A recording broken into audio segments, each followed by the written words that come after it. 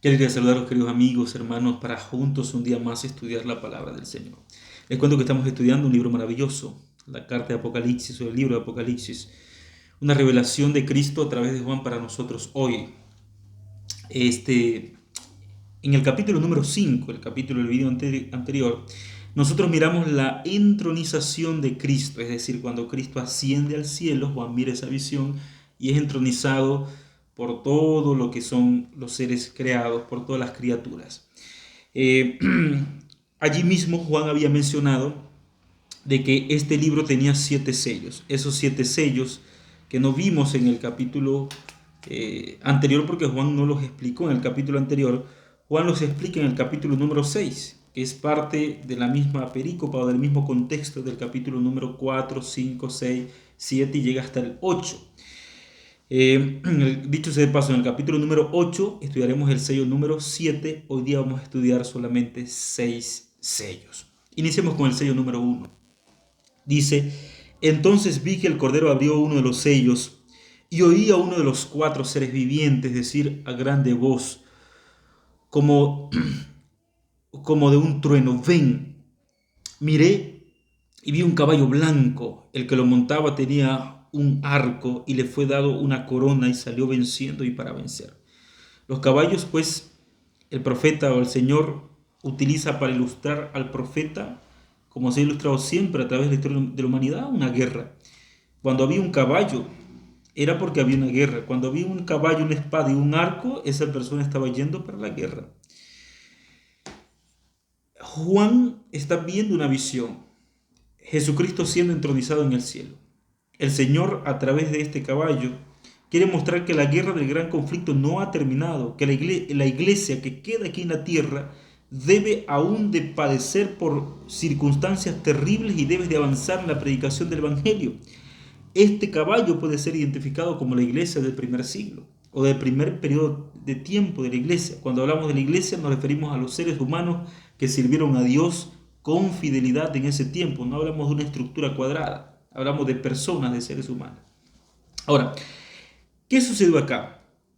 Esta iglesia pues estaba de blanco. El blanco representa la pureza, la justicia, la doctrina pura, santa, nítida de Jesús.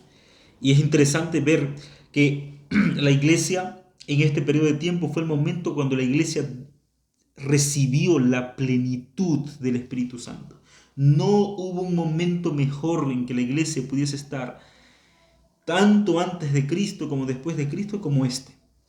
Nosotros creemos que en la lluvia tardía ocurrirá algo mucho mejor que ocurrió con la iglesia primitiva.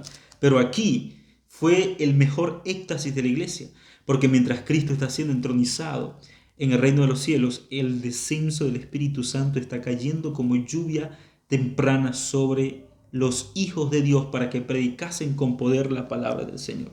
Entonces, ¿qué podemos entender como el caballo blanco? La iglesia del primer siglo, desde el año 31 después de Cristo hasta el año 100, después de Cristo. En ese periodo de tiempo, la iglesia pues cumplió la misión. Por otra parte, vemos que Juan hace mención en el versículo 3: cuando abrí el segundo sello, oí el segundo ser viviente que decía: ven, y salió del caballo de color rojizo. Al que lo montaba le fue dado poder para quitar la paz de la tierra y hacer que se matasen unos a otros, y se le dio una espada grande. La guerra aquí continúa. Solo que la guerra aquí ahora no continúa contra Cristo, porque Cristo ya está en el cielo. Ahora la guerra aquí continúa contra los hijos de Cristo que están en el suelo, aquí en la tierra. Entonces este periodo de tiempo representa a la iglesia desde el siglo 100 hasta el año 313 después de Cristo. La peor matanza de la persecución que hizo Roma contra los cristianos.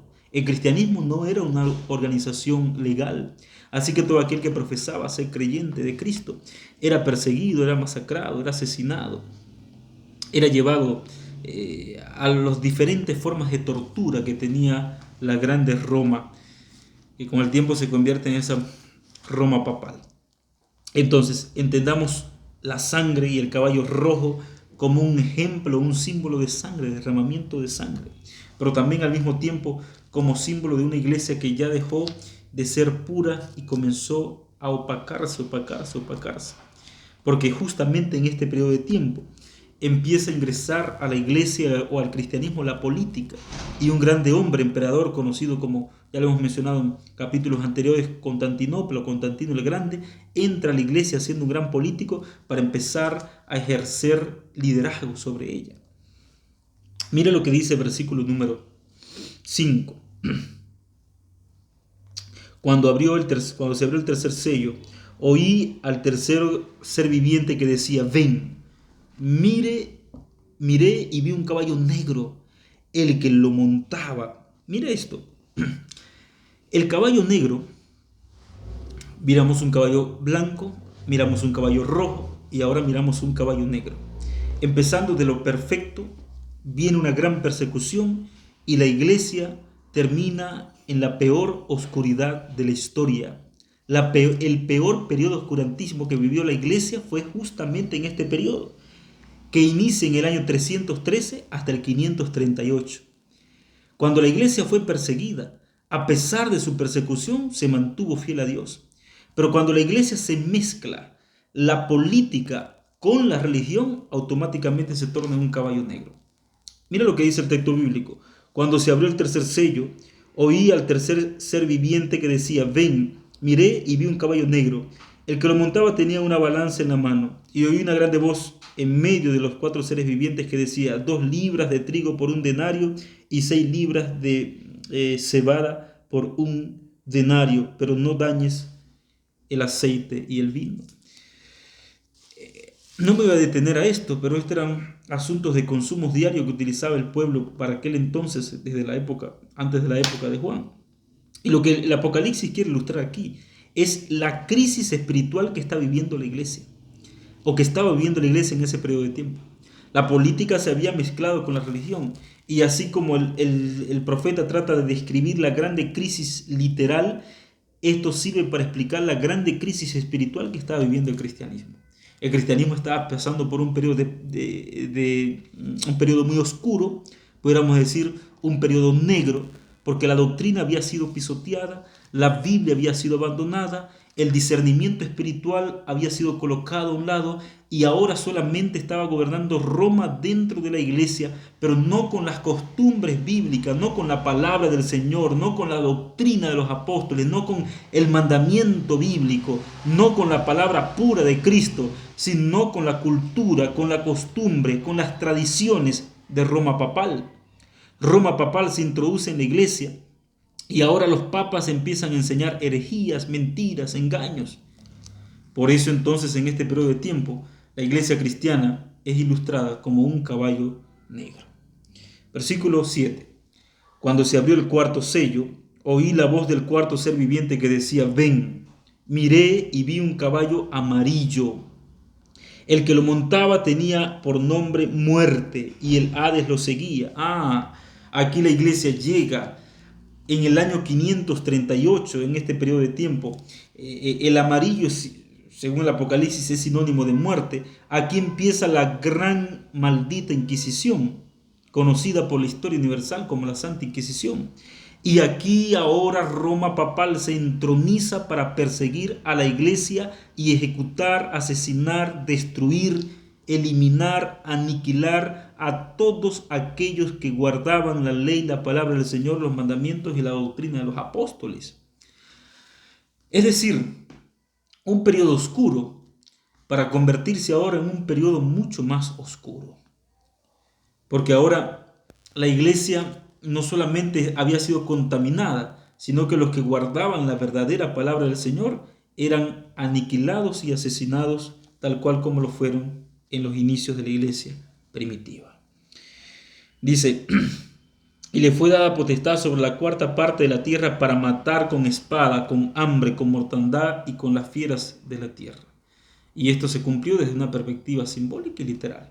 Porque el romanismo, la iglesia romana católica, ¿verdad?, se encarga de perseguir, destruir, eliminar y matar a todo lo que se oponía a sus falsas doctrinas y creencias. Entendamos, queridos amigos y hermanos, que en estos periodos de tiempo, a pesar de que la iglesia está pasando por ello, el Apocalipsis había descrito a Jesucristo como el vencedor, como el que había vencido y había venido para vencer. Es decir, a pesar de que la iglesia está pasando por su periodo más difícil de la historia, el Señor está al control de su iglesia. El Señor no había abandonado a sus hijos. El Señor estaba con ellos. El Señor estaba presente. Cuando usted pasa por momentos difíciles, cuando usted pasa por momentos de dificultad, cuando usted pasa por momentos de persecución, cuando pasa por momentos de desolación en la vida espiritual, en la vida personal, en la vida financiera, en la vida familiar, en la vida intelectual, académica, recuerda que a pesar de la grande persecución y prueba que el Señor pueda colocar, el Satanás pueda colocar contra los hijos del Señor, Dios sigue al control de su pueblo y de su iglesia. Pablo en una ocasión dijo: el que quiera vivir piadosamente en Cristo padecerá persecución. Bueno, cerrado ese paréntesis, continuamos. Cuando abrió el quinto sello, vi debajo del altar las almas de los que habían muerto por causa de la palabra de Dios y del testimonio que tenían y del testimonio que tenían, y clamaban a grande voz diciendo: ¿hasta cuándo, Señor santo y verdadero, vas a tardar en juzgar y vengar nuestra sangre de los que habitan sobre la tierra? Entiéndase por esto desde una perspectiva simbólica.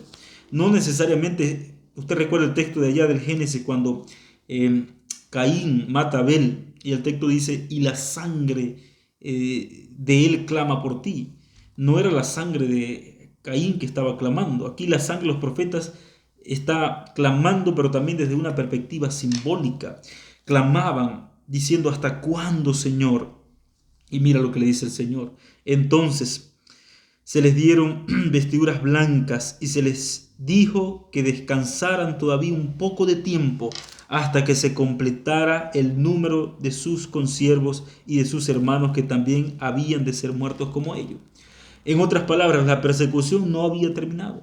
La persecución continuaba. Y aunque los siervos del Señor clamaban, gritaban y oraban al Señor pidiendo que ya esto se parara, aún la angustia continuaba. Usted sabe que el cristianismo representa ser como Cristo. Y la mejor evidencia que Jesús dejó de cristianismo es que Jesús vino a la tierra para ser perseguido y no para ser perseguidor. Cristo vino para darnos vida y darnos vida en abundancia, pero para eso le costó su vida. La iglesia que seguía a ese Cristo verdadero debía pasar por los mismos padecimientos que había pasado nuestro Señor Jesucristo, porque la iglesia tenía la fe de Jesús. Ahora, vamos ahora a un punto interesante. Con este punto estamos cerrando esta parte para luego continuar los próximos mensajes y vídeos con el capítulo 7 y 8. Pero aquí dice así, versículos 12. Miré cuando se abrió el sexto sello y hubo un gran terremoto. El sol se puso negro como de tela de luto. La luna entera se volvió toda como sangre y las estrellas del cielo cayeron sobre la tierra como la higuera deja caer a sus higos cuando es sacudida por un fuerte viento. En este periodo, en periodo de tiempo de 1755, donde la iglesia está prácticamente ya casi por salir acá de esta gran persecución que había iniciado en el año 538. En este periodo de tiempo podemos entender que acontecieron en la naturaleza de manera, podemos decir, a través de la providencia divina, cosas que tal vez habían ocurrido antes y seguirían ocurriendo después, pero aquí ocurrieron de manera muy notoria. Por ejemplo, el terremoto de Lisboa, ocurrido allí justamente en el año 1755. Fue un terremoto que sacudió la tierra como nunca antes. Un terremoto que no ha ocurrido tan fuerte como antes ni después en la historia. En ese mismo periodo, miramos, por ejemplo, el 19 de mayo de 1780, lo que ocurrió referente a la caída de las estrellas. Miramos también la caída de las estrellas ocurrió el 13 de noviembre de 1833. En todo ese siglo, en todo ese periodo de tiempo, miramos cosas terribles que acontecieron que daba exactamente con el tiempo profético. En 1780, la fecha que había mencionado anteriormente, que era el 19 de mayo, había ocurrido ya el problema de la luna enrojecida y el sol se había apagado, ocultado. Nunca pasó un acontecimiento como eso, antes ni después. Porque sí ocurrieron después acontecimientos similares, pero fueron leves.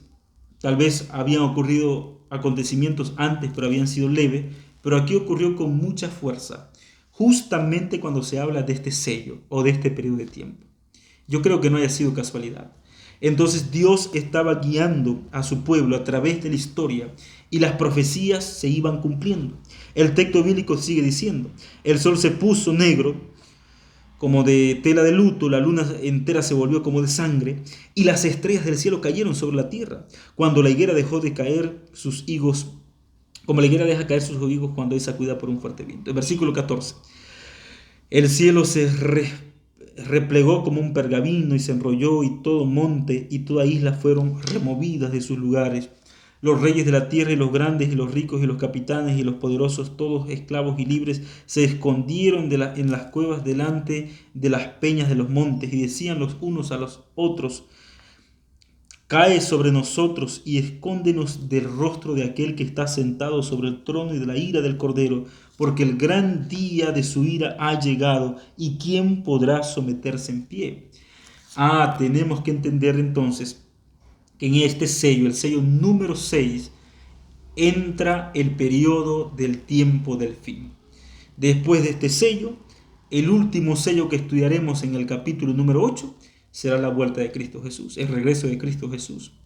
Todas estas señales que habían acontecido desde que Cristo es entronizado en el cielo, habían de acontecer y están aconteciendo y acontecieron aquí en la tierra hasta la segunda venida de Cristo. Este capítulo entonces queda inconcluso. Debemos entender que la Biblia pues no fue escrita por capítulos ni por versículos, fue escrita pues todo el libro.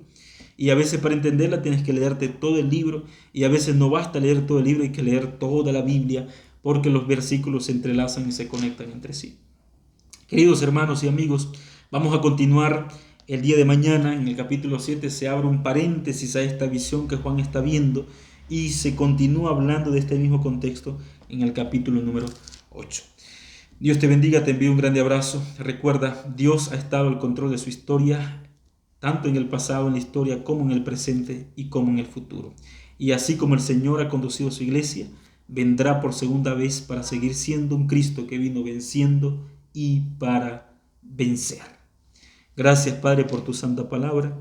Así como has conducido a tu iglesia en el pasado, creemos que la conduces en el presente y la conducirás hasta que vuelvas por segunda vez. Danos un día bendecido, oramos en el nombre de Jesús. Amén.